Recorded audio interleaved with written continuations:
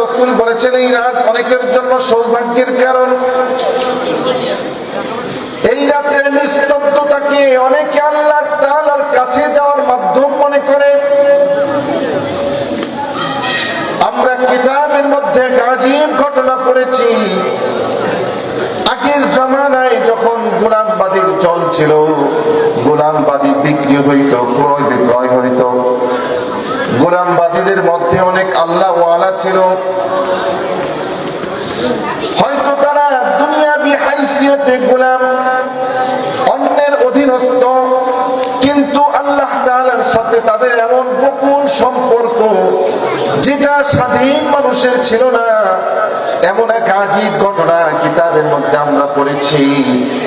এক আল্লাহর বান্দা বাজারে গেছে গোলাম ক্রয় করার জন্য। দেখে শুনে একটা গোলাম ক্রয় করা যখন বাড়ির দিকে ফিরছে, এবার গোলাম বলতেছে, মুনিব, আমাকে আপনি কিনলেন, কিন্তু আমার 3টা শর্ত আছে। মুনিব বলতেছে, গোলাম তোমার কি শর্ত? শর্তগুলা ঝটপট বলে ফেল। গোলাম বলতেছে, মুনিব, আমার 1 নম্বর শর্ত হলো আপনি সারাদিন আমার থেকে কাজ দিবেন, কোনো সমস্যা নাই, কিন্তু যখন নামাজ হয়ে যায় তখন আমাকে কিন্তু নামাজের জন্য সময় দিতে হবে। আযান হয়ে গেলে পরে আমার দ্বারা কোনো কাজ করাতে পারবেন না। আমাদের সমাজে অনেক ভাই আছে যারা গোলাম না, স্বাধীন মানুষ, কিন্তু কর্ম করে খায়। কেউ কৃষিজীবী, জমিনে কাজ করে, কেউ বা রিক্সা চালক, কেউ বা অটো চালক, কেউ বা দিন মজুরের কাজ করে। আযানের পর আযান হয়, নামাজের পর নামাজ যায়, কিন্তু মসজিদে যাওয়ার সুযোগ হয় না। আছে কি নাই? গোলাম বলতেছে, মুনিব, 1 নম্বর শর্ত হলো আযান হয়ে গেলে পরে আমার দ্বারা কোনো কাজ দিবার পারবেন না। আমার মালিক আমাকে ডাক দিছে, আমি নামাজে চলে যাব, মসজিদে চলে যাব, আমার দ্বারা কোনো কাজ দিতে পারবেন না। বলে ঠিক আছে, 2য় নম্বর শর্ত বলো। গোলাম বলে, মুনিব, 2 নম্বরের শর্ত হলো সারাদিন আমার থেকে আপনি কাজ দিবেন, কিন্তু যখন রাত হয়ে যাবে তখন আমার থেকে আর কোনো কাজ দিতে পারবেন না। কই কেন? গোলাম বলতেছে, আমি দিন এবং রাতকে 2টি ভাগে বিভক্ত করেছি। সারাদিন হলো আমার দুনিয়াবি মুনিব যিনি, মালিক যিনি, তার জন্য। আর যখন রাত হয়ে যাবে, রাতের এই অধ্যায়টাকে আমি আমার হাকিকি মাওলা, যিনি আমার সৃষ্টিকর্তা, যিনি আমার মুনিব, তিনি কে? আর একটু আওয়াজ দিয়ে বলেন, তিনি কে? গোলাম বলতেছে, মুনিব, আমার যিনি মাশুকে হাকিকি, যিনি আমার প্রকৃত মুনিব, রাতের বেলাটা আমি তার জন্য বরাদ্দ করে দিয়েছি। এটা আমি দুনিয়াবি আর কাউকে দিতে পারবো না। রাতের বেলায় আমি ইবাদত বন্দেগী করবো। ঠিক আছে, 3য় নম্বর শর্ত হলো। গোলাম বলতেছে, মুনিব, 3 নম্বরের শর্ত হলো আমাকে একটা ঘর দিবেন, যে ঘরের মধ্যে আমি ছাড়া অন্য কেউ প্রবেশ করবে না। ঠিক আছে। মুনিব গোলামকে নিয়ে বাড়িতে গেল, তাকে ডেকে বলল, গোলাম দেখো, আমার অনেকগুলো বাড়ি আছে, অনেকগুলো ঘর আছে, অনেকগুলো রুম আছে, যেই রুমটা, যেই ঘরটা তোমার পছন্দ হয় তুমি সেটা বেছে নাও। গোলাম খুঁজে খুঁজে সব চাইতে ভাঙ্গা চোরা যে ঘরটা, ওই ঘরটা বেছে নিল। মুনিব বলে, গোলাম, আমার এত সুন্দর সুন্দর ঘর রেখে কেন তুমি এই ভাঙ্গা ঘরটা বেছে নিলাম? গোলাম বলতেছে, মুনিব, আপনি কি জানেন না আল্লাহ তাআলার জিকিরের মাধ্যমে, আল্লাহ তাআলার গোলামির মাধ্যমে, ইবাদত বন্দেগীর মাধ্যমে পুরাতন নষ্ট ঘরটাও অনেক বেশি দামি হয়ে যায়। এজন্য আমি ভাঙ্গা ঘরটা নিলাম। ঠিক আছে।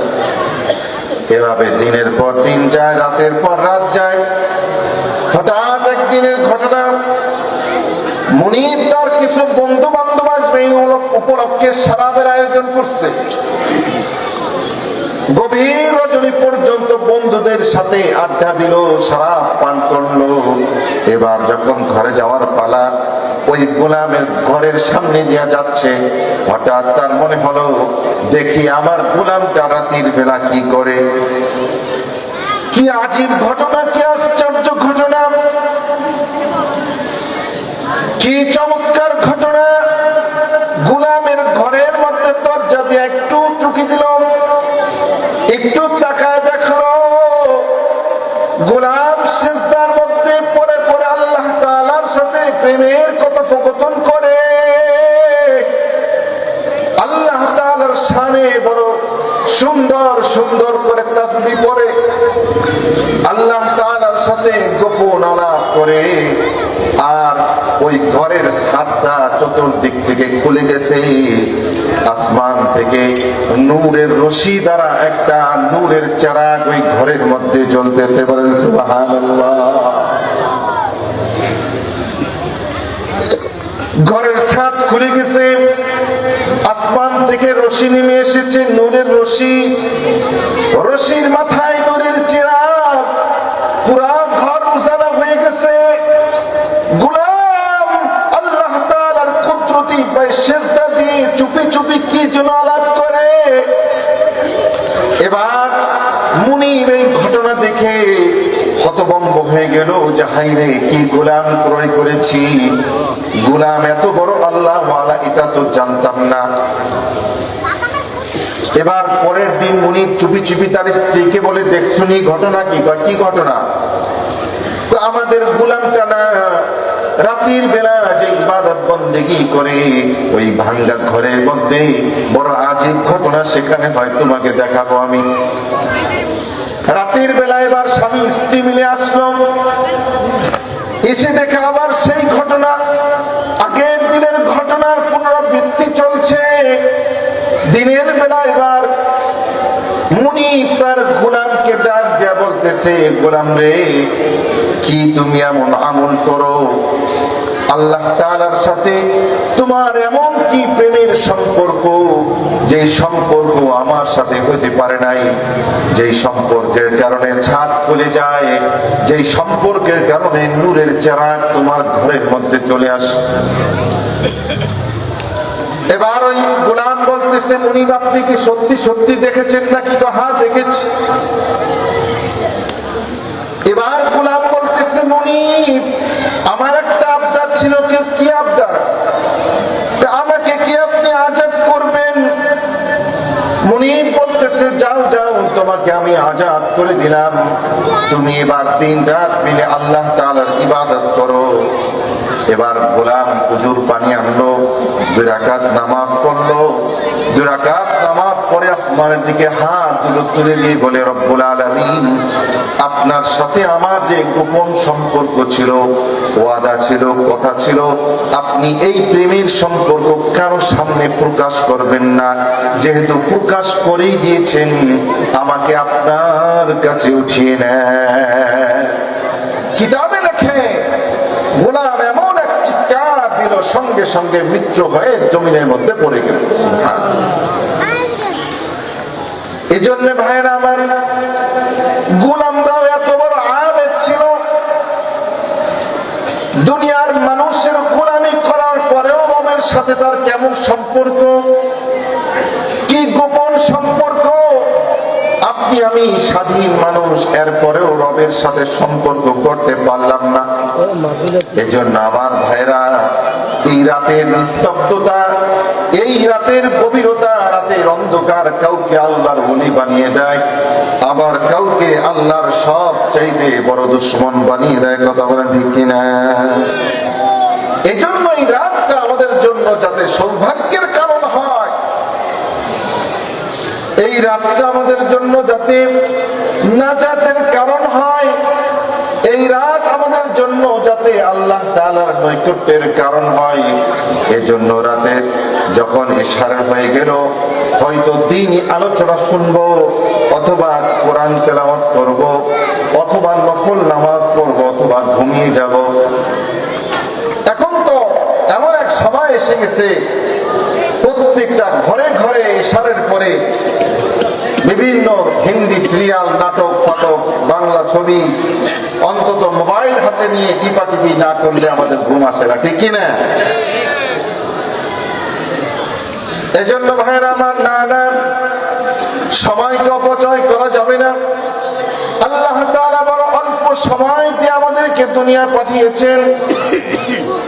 এই অল্প সময়টাকে কাজে লাগানোর জন্য আল্লাহ তাআলা আদেশ দিয়েছেন। আল্লাহ রাসূল কাজে লাগানোর কথা বলেছেন। দুনিয়ার মধ্যে আল্লাহ তাআলা যে সমস্ত নিয়ামত আমাদেরকে দান করেছেন তার মধ্যে অন্যতম একটি নিয়ামতের নাম হলো ইলম। আল্লাহ তাআলা ইলম নামক মহা দৌলত আমাদেরকে দান করেছেন।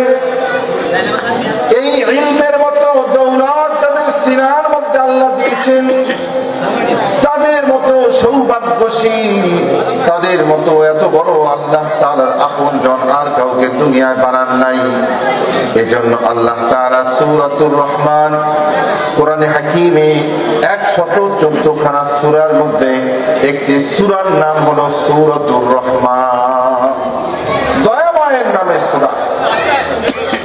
এই সূরা যেন তেন সূরা নয়। আল্লাহ তাআলা বান্দার প্রতি যত ইহসান করেছেন, যত দয়া করেছেন, যত রহম করেছেন, তার মধ্য থেকে কিছু কিছু রহমের কথা আল্লাহ বলে দিয়েছেন। আল্লাহ কিছু কিছু নিয়ামতের কথা বলেছেন। আল্লাহ তাআলা বলেন, আর রহমান আল্লামাল কুরআন। আল্লাহ বলেন রহমান, দয়াময়ের পরিচয় তোমরা জানো কি? দয়াময়ের সবচেয়ে বড় পরিচয় হলো আল্লামাল কুরআন। ওই দয়াময় মানুষদেরকে দয়া করে কুরআন শিক্ষা দিয়েছেন। কুরআন শিক্ষা যাদেরকে দিয়েছেন, আল্লাহর হাবিব বলেন, খায়রুকুম মান তাআল্লামাল কুরআনা ওয়া আল্লামা। দুনিয়ার মধ্যে অনেক মানুষ আছে, কেউ বা ডাক্তার, কেউ বা ব্যারিস্টার, কেউ বা উকিল, কেউ বা কর্মচারী, কেউ বা কর্মজীবী, কেউ বা অফিসার।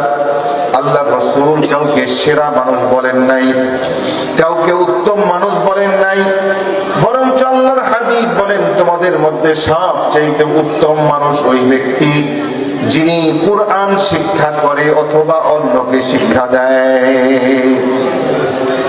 আল্লাহ রাসূল তাকে উত্তম বলেছে। আল্লাহ রাসূল জবান দিয়ে যেই কথা বলেছেন, এই কথা কোনোদিন মিথ্যা হতে পারে, ভুল হতে পারে? আমরা আল্লাহ রাসূলের কথাকে তেমন বিশ্বাস করি না।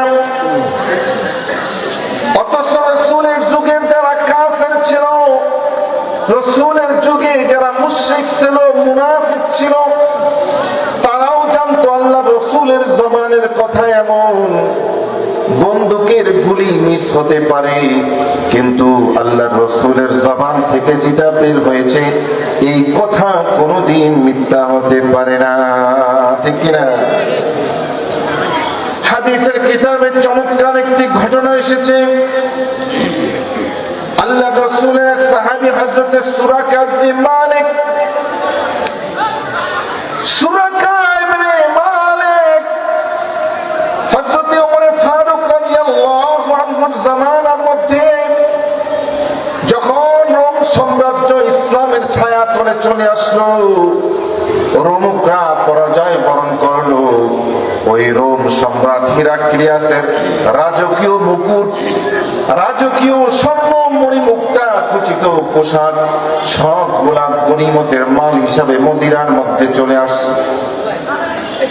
অসংখ্য সাহাবী গোল হয়ে দেখতেছে যে রোম সম্রাটের গায়ের পোশাক, রোম সম্রাটের মাথার মুকুট, এগুলা দেখার জন্য দূর দূরান্ত থেকে লোকে লোকারণ্য হয়ে গেছে মদিনার মসজিদে নববীর চত্বর। এর মধ্যে হযরত সুরাকা ইবনে মালিক তিনিও আসছেন দেখার জন্য। এবার হযরতে ওমর ফারুক রাদিয়াল্লাহু আনহু তিনি সব সাহাবীদের দিকে তাকালেন, তাকিয়ে সুরাকা ইবনে মালিককে ডেকে আনলেন, এই সুরাকা এদিকে আসো তো। আসছে সুরাকা ইবনে মালিক মালিকের দেহটা ছিল অনেক উঁচা লম্বা। তো সুরাকা ইবনে মালিকের গায়ে এই রোম সম্রাটের পোশাকটা পরায় দিচ্ছে। তো দেখি তো তোমাকে কেমন দেখা যায়, মাথার মধ্যে রাজকীয় মুকুটটা পরিয়ে দিচ্ছে। সব সাহাবীরা আনন্দে বাহ বাহ বলতেছে, সুরাকা তোমাকে বড় চমৎকার লাগতেছে, সুন্দর লাগতেছে।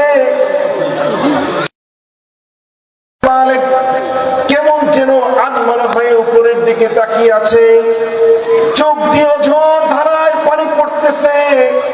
সুরাকা ইবনে মালিক ফুফিয়ে ফুফিয়ে কাঁদতেছে। আমিরুল মুমিনিন বলতেছে, সুরাকা এই আনন্দ ঘন মুহূর্তে তুমি কেন কাঁদো, কিসে তোমাকে কাঁদায়? মা ইউবকিকা, সবাই তোমাকে বাহবা দিচ্ছে, খুব চমৎকার লাগতেছে, পৃথিবীর সুপার পাওয়ার হিরাক্লিয়াসের পোশাক তুমি গায়ে দিয়েছো, তুমি কেন কান্নাকাটি করো? সুরাকা ইবনে মালিক চোখের পানি ছেড়ে দিয়ে বলতেছে, আমিরুল মুমিনিন আমার সবার দিলটা যদিও এখানে, কিন্তু আমার দিলটা কিন্তু এখানে নাই। কোথায় গেছে তোমার দিল? সুরাকা ইবনে মালিক বলে, আমিরুল মুমিনিন আজ থেকে 25-26 বছর আগের কথা, মরুভূমির ময়দান, মক্কা থেকে কে যেন ঘোষণা দিল, মক্কা থেকে দুজন মানুষ পালিয়ে গিয়েছে, একজন হলো মুহাম্মদ আর একজন হলো তার সাথী আবু বকর। হিজরতের কথা, মক্কার মানুষের অত্যাচারে অতিষ্ঠ হয়ে আল্লাহ রাসূল মদিনার দিকে হিজরত করতেছে। আর আবু জাহেল ঘোষণা করেছে, মুহাম্মদকে যে ব্যক্তি মৃত অথবা জীবিত ধরিয়ে দিতে পারবে তার জন্য আবু জাহেলের পক্ষ থেকে 100 উট পুরস্কার দেওয়া হবে। 100 উট মানে বর্তমানে মনে করেন 100 মার্সিডিজ গাড়ি, অনেক বড় দামি পুরস্কার। মক্কার সব লোকেরা হন্য হয়ে খুঁজতেছে। সুরাকা ইবনে মালিক থাকতো মক্কার বাইরে, এক পল্লীর মধ্যে থাকতো। কে যেন এসে খবর দিল, সুরাকারে আমি দেখেছি ওই পাহাড়ের পাদদেশে দুজন লোক যাচ্ছে, মনে হয় এরাই হলো মুহাম্মদ আর তার সাথী আবু বকর। সুরাকা বলতেছে যে আমি তো বুঝে ফেলেছি যে এরাই মুহাম্মদ, কিন্তু শিকারটা আমি ধরার জন্য বললাম যে না না, এরা অমুক গোত্রের দুইজন লোক যাচ্ছে, আমি তাদেরকে চিনি, নিজে ধরবে আর কি, কাউকে জানাবে না। এই কথা বলে সুরাকা আস্তে ঘরের মধ্যে চলে আসলো, তার গোলামকে ডাক দিয়া বললো, এই আমার ঘোড়াটা আর তীর ধনুক ওই টিলার ওই পাশে আস্তে চুপিসারে রাখি আস। সুরাকা এবার পা টিপে টিপে টিলার উপরে ওই পাশে গিয়ে ঘোড়ায় চিপে, সে ছিল খুব সূক্ষ্ম তীরন্দাজ, ঘোড়ায় চড়ে দ্রুত গতিতে ঘোড়া হাঁকিয়ে দিল।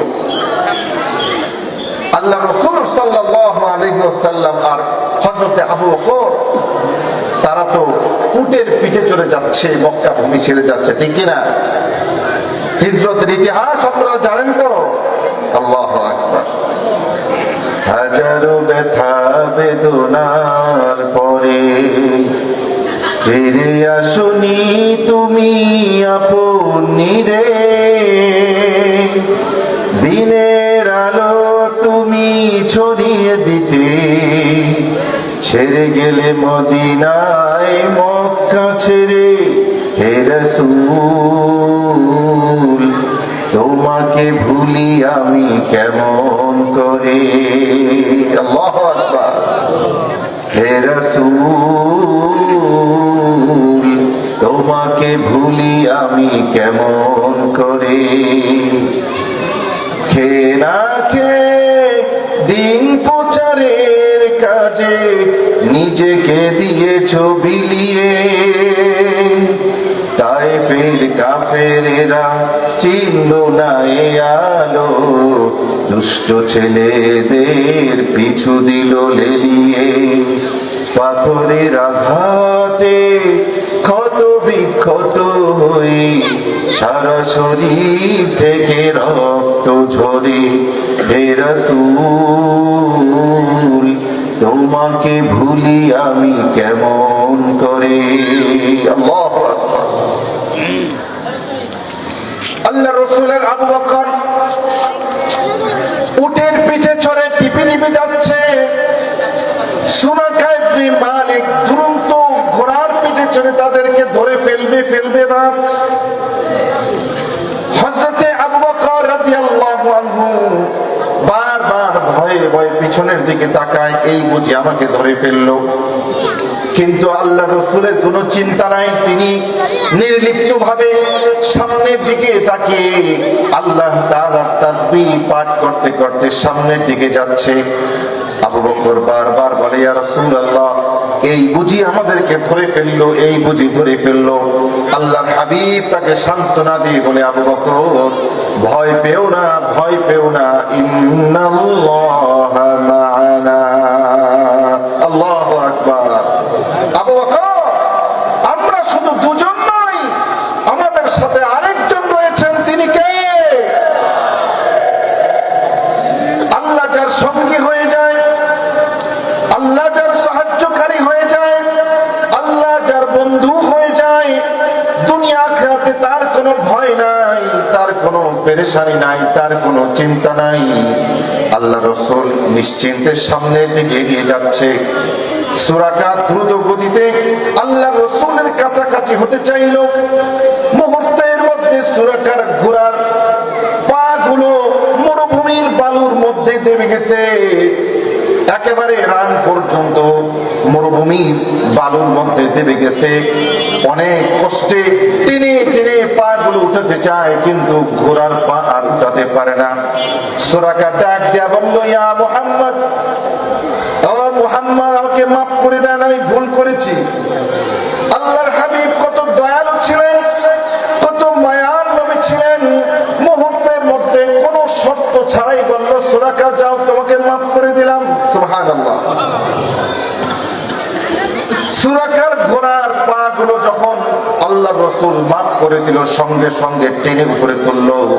দেখলো ওই যে গর্ত হয়েছে, গর্ত থেকে গরম আগুনের ধোঁয়া গুলো আকাশের দিকে বের হচ্ছে। সুরাকা এবার বলল, এত বড় লোভনীয় অফার, 100 উট, দেখি আরেকবার ট্রাই করি। আবার তীর বের করে ধনুকের সঙ্গে লাগিয়ে আল্লাহ রাসূলকে ধরার জন্য গেল। এবার যখন কাছাকাছি গেল, মুহূর্তের মধ্যে ঘোড়া জমিনের মধ্যে দেবে গেল। সুরাকার পা গুলো জমিনের মধ্যে দেবে গেল।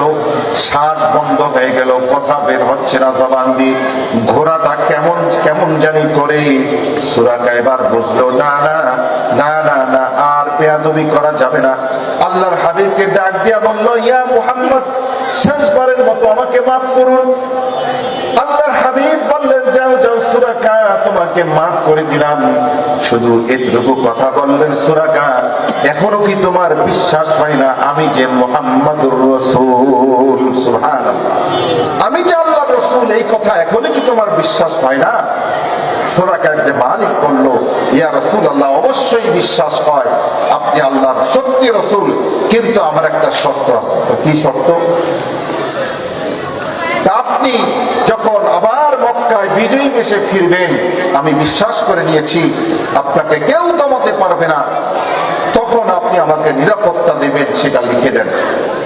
আল্লাহ রাসূল হযরত আবু বকরকে বললেন, তাকে লিখে দাও। আবু বকরের গোলাম একটা কাগজের চামড়ার উপর লিখে দিল যে আল্লাহ রাসূলের পক্ষ থেকে সুরাকাকে নিরাপত্তা দেওয়া হলো।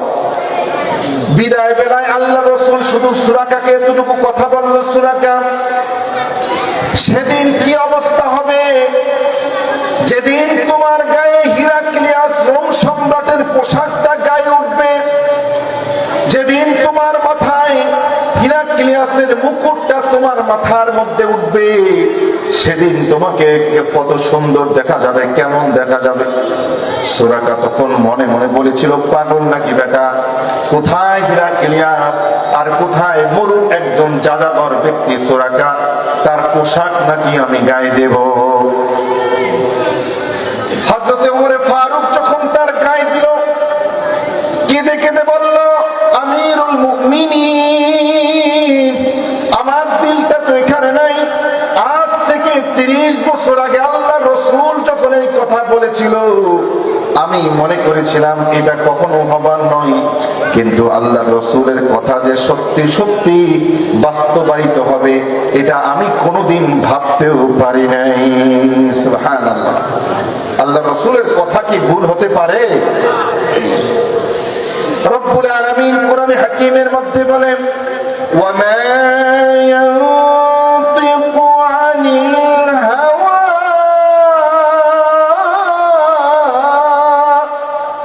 ইন হুয়া ইল্লা ওয়াহয়ুন ইউহা। কবি বলেন, মুহাম্মদ হরগিজ না গুফতা তা না গুফতা জিবরাইল, জিবরাইল হরগিজ না গুফতা তা না গুফতা রব জলিল। আল্লাহ তাআলা বলে, আমার নবী যতক্ষণ পর্যন্ত আমি তাকে আদেশ না দেই তার জবান থেকে একটি কথাও বের হয় না। সুবহানাল্লাহ। ওই আল্লাহর নবী বলেছেন, খায়রুকুম, ও আমার উম্মতেরা, কিয়ামত পর্যন্ত যত উম্মত থাকবা তোমাদের মধ্যে সবচাইতে দামি উম্মত, সবচাইতে বেহতর উম্মত, সবচাইতে খায়র উম্মত হবে আমার ওই লোকটা যে নাকি আল্লাহর কালাম নিজে শিক্ষা করে আর অথবা অন্য আরেকজনকে শিক্ষা দেয়। তাদের মতো এত দামি ব্যক্তি দুনিয়ার মধ্যে আর হতে পারে না।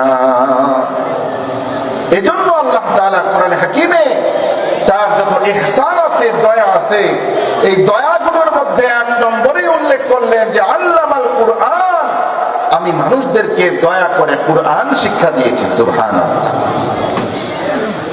কুরআন এত দামি শিক্ষা, আল্লাহর হাবিব বলেন, মান ক্বরাআল কুরআন, যে ব্যক্তি কুরআন পড়বে, ফাআহাল্লা হালালাহু ওয়া হারামা হারামাহ, কুরআনের হালালকে হালাল মনে করবে, হারামকে হারাম মনে করবে, অর্থাৎ কুরআনের শিক্ষা অনুযায়ী ওই ব্যক্তি চলবে, আল্লাহ রাব্বুল আলামিন আদখালাহুল্লাহুল জান্নাহ, এই ব্যক্তিকে জান্নাতে প্রবেশ করিয়ে দিবেন। সুবহানাল্লাহ।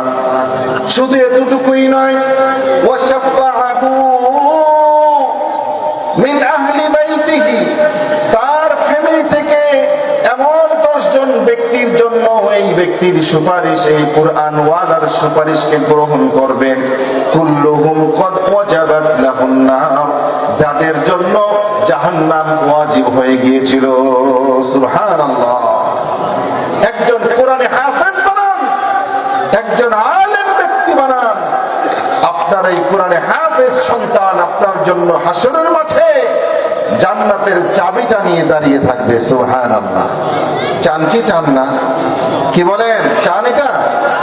আপনার আমার সন্তান আপনার আমার জান্নাতের চাবি নিয়ে দাঁড়িয়ে থাকবে, এটা কি চান আপনারা?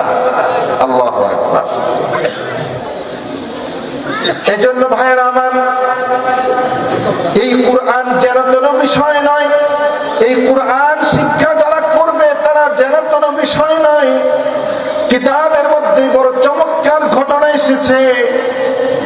এই ভারত উপমহাদেশ এক সময় ব্রিটিশরা শাসন করত। যারা পুরান লোক আছেন তারা জানবেন, শিক্ষিত জন যারা আছেন তারা জানবেন, 200 বছর ধরে আমাদেরকে গোলাম বানিয়ে রেখেছিল। ব্যবসায়ী নাম দিয়ে ঢুকে আমাদেরকে গোলাম বানিয়ে ফেলেছিল ব্রিটিশ বেনিয়ারা। তাদের অন্যতম একটি মিশন ছিল এই ভারত উপমহাদেশ থেকে কোরআনকে মুছে দেওয়া, আল্লাহর কোরআনকে মুছে দেওয়া। আল্লাহর কোরআনের নূর কেউ যদি মুছে দিতে চায়, কেউ যদি এই কোরআনের আলোকে মুখের ফু দিয়ে নিভিয়ে ফেলতে চায়, তার মুখ পড়ে যাবে, কিন্তু আল্লাহর কোরআনের নূর পূর্বে মুছবে। আল্লাহর কোরআনের বাতিকে কেউ নিভিয়ে দিতে পারে? রব্বুল আলামিন বলেন, ইউরিদুনা লিইউতফিউ নূরাল্লাহ। আল্লাহ রাব্বুল আলামিন বলেন, তারা চায় আল্লাহর নূরকে মুখের ফু দিয়ে নিভিয়ে দেওয়ার জন্য। আল্লাহু মুতিম্মু নূরিহি ওয়ালাউ কারিহাল কাফিরুন।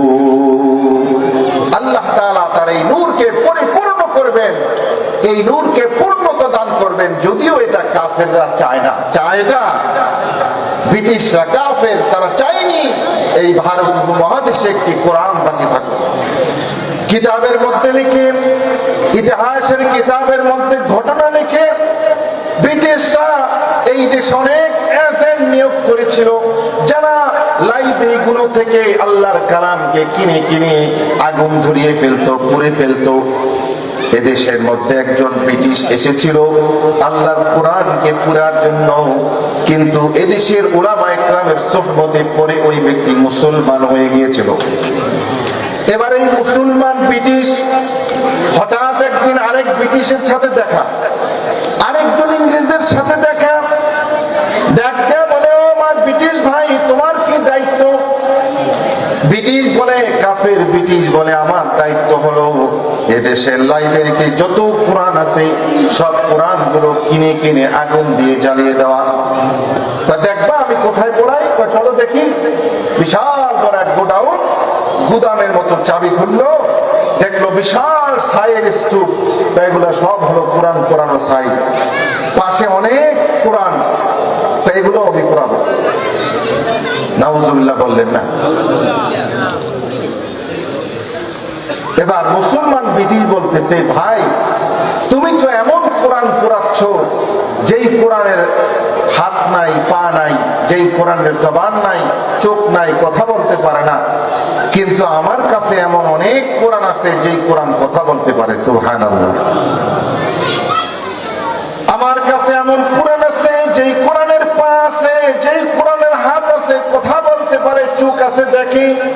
তাই নাকি? হ্যাঁ, সেই কোরআন। চলো তোমাকে দেখাই। দিল্লির শাহী মসজিদের পাশে আজও হিফজখানা রয়েছে, হাফিজিয়া মাদ্রাসা রয়েছে। ওই মাদ্রাসার মধ্যে গিয়ে মুসলমান ব্রিটিশ, কাফের ব্রিটিশকে নিয়ে হাফেজ সাহেবের কাছে গিয়ে বলল, হুজুর আমাকে একজন কোরআনে হাফেজ দেন যিনি পূর্ণ কোরআন হিফজ করেছে। হাফেজ সাহেব একজন ছোট্ট বালক, মাসুম বাচ্চা, কোরআনের হাফেজ এমন একজনকে দিয়ে দিল। তাকে নিয়ে দিল্লির শাহী মসজিদের এক কোণার মধ্যে বসে বলতেছে, হাফেজ, ও আল্লাহর ওলি হাফেজ, তুমি তোমার সিনার মধ্যে যে কোরআন আল্লাহ রেখে দিয়েছে সেখান থেকে তেলাওয়াত করো। হাফেজে কোরআন আউযু বিল্লাহ বিসমিল্লাহ বলে আলিফ লাম মিম যালিকাল কিতাবু লা রাইবা ফীহ, তেলাওয়াত শুরু করে দিয়েছে। নামাজের ওয়াক্ত হয়, নামাজ পড়ে, ইস্তিনজার সময় হয়, ইস্তিনজা করে, ওযু করে আবার তিলাওয়াত করে।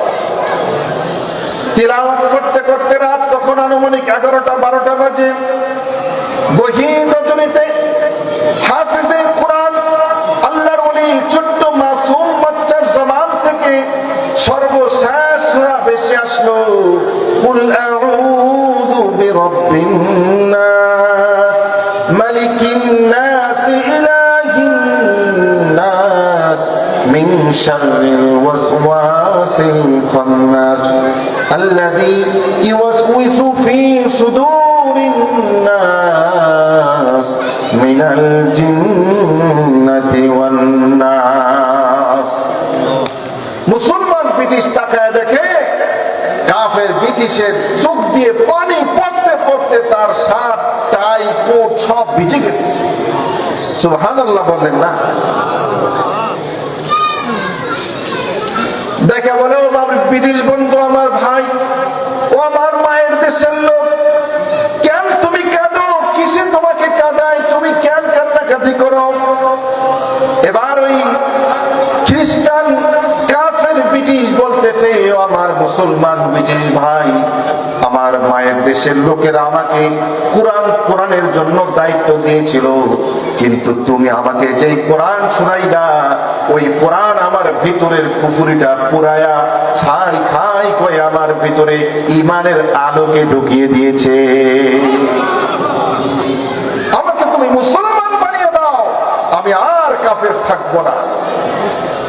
এজন্য ভাইয়েরা আমার, এই কোরআন যেই বাচ্চা শিখবে, যেই ছোট্ট সন্তানটা শিখবে, সে কোনো সাধারণ ব্যক্তি নয়। আল্লাহর হাবিব বলেন, মান সালাকা يلتمس به علما سهل الله له طريقا إلى الجنة। যে ব্যক্তি ইলম শিক্ষার জন্য, দ্বীনি ইলম শিক্ষার জন্য কোন পথে চলে, আল্লাহ তার জান্নাতের পথকে সহজ করে দেন। তালিবুল ইলম এত দামি যে তার সম্মানে ফেরেশতারা নূরের পথ তার পায়ের নিচে বিছিয়ে দেয়। সুবহানাল্লাহ।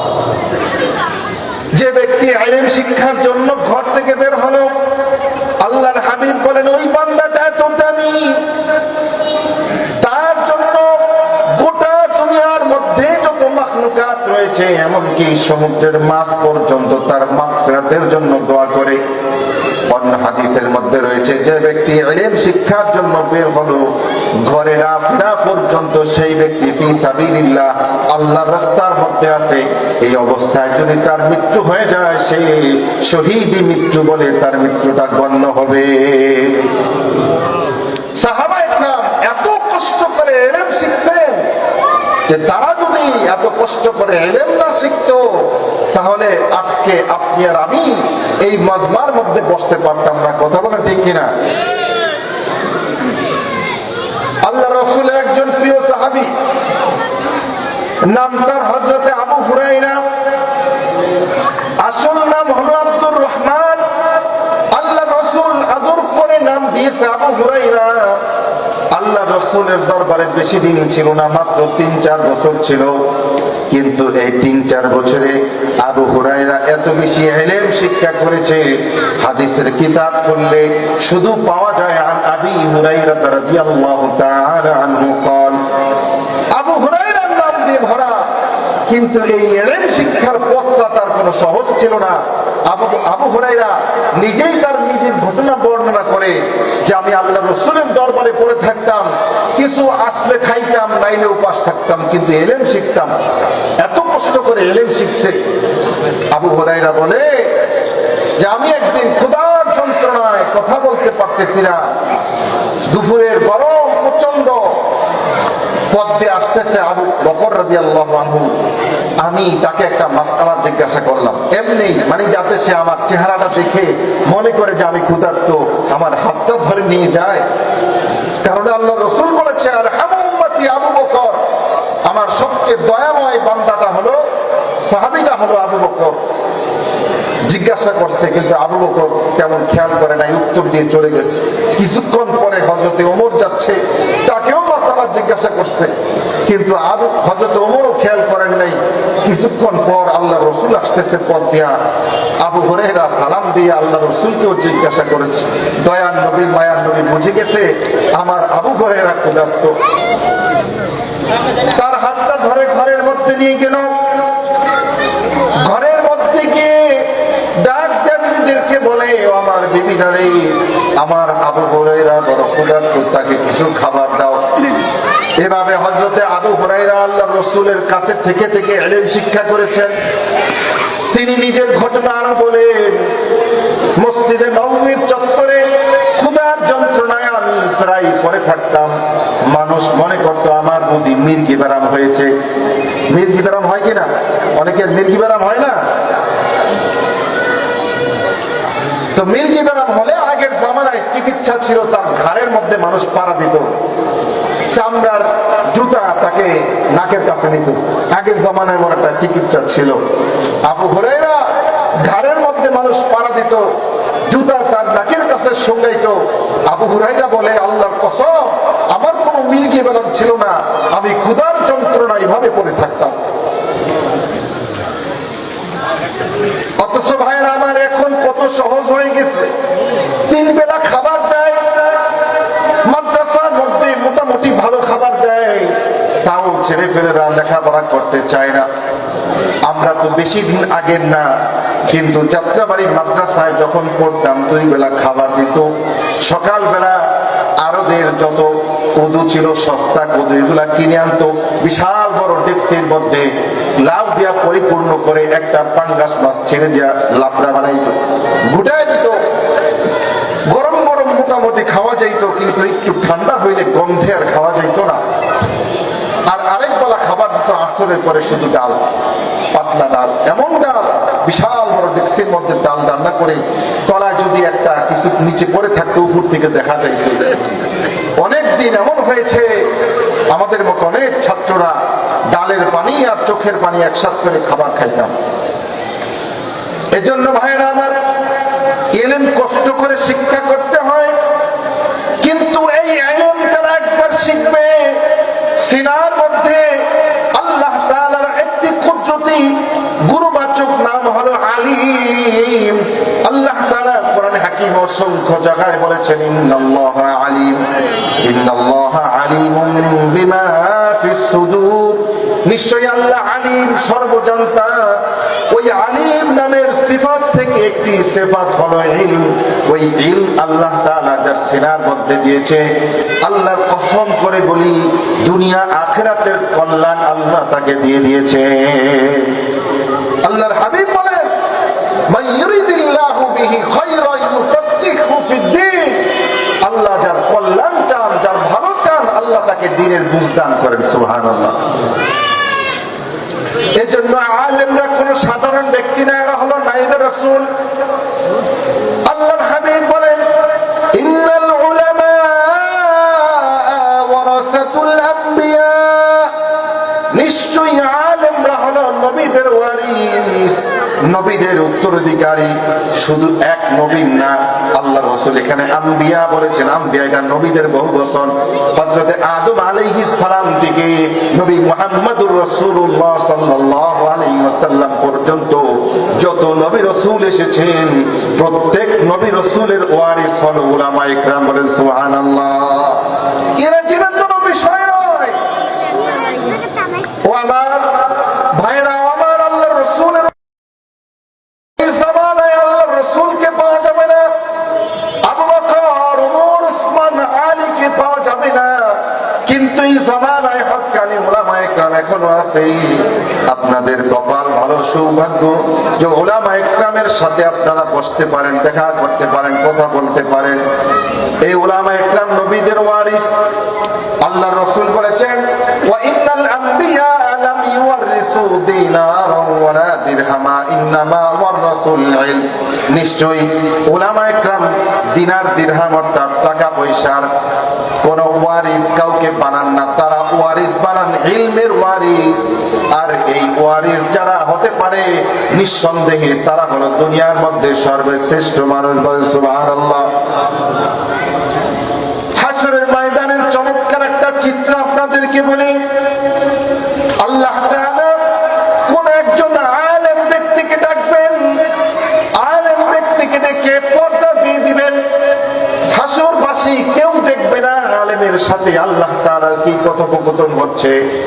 আল্লাহ তাআলা আলেম ব্যক্তিকে বলবে, ও আমার আলেম বান্দা, তোমার সিনার মধ্যে আমি ইলম এজন্যই দিয়েছি যাতে তোমার কিছুটা ভুল ত্রুটি থাকা সত্ত্বেও আমি তোমাকে মাফ করে দেব। শুধু উলামায়ে কেরাম এতটুকু অধিকারী নয়, বরং আল্লাহ তাআলা বলবেন, আলেম, আমি তোমার মধ্যে ইলম দিয়েছি, তুমি ইলম অনুযায়ী আমল করেছো, যাও তুমি হাশরের ময়দানে ঘুরো, তোমার যাকে ইচ্ছা তুমি তাকে আমার কাছে নিয়ে আসো, সুপারিশ করো, আমি তোমার সুপারিশকে কবুল করব। সুবহানাল্লাহ। আলেম আজকে তাদেরকে পাকা চোখে দেখা হয়, মনে করা হয় মোল্লার দৌড় মসজিদ পর্যন্ত। আহা, মোল্লার দৌড় মসজিদ পর্যন্তই। এই মসজিদ তো সাধারণ বিষয় নয়, এই মসজিদ হলো আল্লাহর ঘর। আর আল্লাহর ঘর পর্যন্ত যার দৌড়, তার দৌড় আরশে আজিম পর্যন্ত। সুবহানাল্লাহ। এজন্য দেখেন না, উলামায়ে কেরামকে দুর্বল মনে করা হয়, কিন্তু এই উলামায়ে কেরাম যখন আল্লাহ তাআলার কাছে হাত তুলে দেয়, আল্লাহ তাআলার সাথে গোপন সম্পর্কের কসম দেয়া কোনো কিছু চায়, আল্লাহ তাআলা সঙ্গে সঙ্গে ওই উলামায়ে কেরামের কথাটাকে কবুল করে নেয়। সুবহানাল্লাহ। এজন্য আলেমদের কাছে আসবেন, তাদের কাছে দোয়া চাইবেন, তাদের সাথে মুসাফাহা করবেন, আলেমদের সাথে দুর্ব্যবহার করবেন না, তাহলে ধ্বংস হয়ে যাবেন। আল্লাহ রাসূল বলেছেন, তুমি হয় আলেম হও, অথবা আলেমের ছাত্র হও, অথবা আলেমের প্রকারকারী হও, পঞ্চম প্রকার তুমি হয়েও না, তাহলে তুমি ধ্বংস হয়ে যাও। আল্লাহ তাআলা আমাদেরকে এই ইলম এবং আলেমদের মর্যাদা বোঝা এবং মর্যাদা বুঝে আমাদের সন্তানগুলোকে মাদ্রাসায় ভর্তি করিয়ে আলেম বানানোর তৌফিক দান করেন, বলেন আমিন।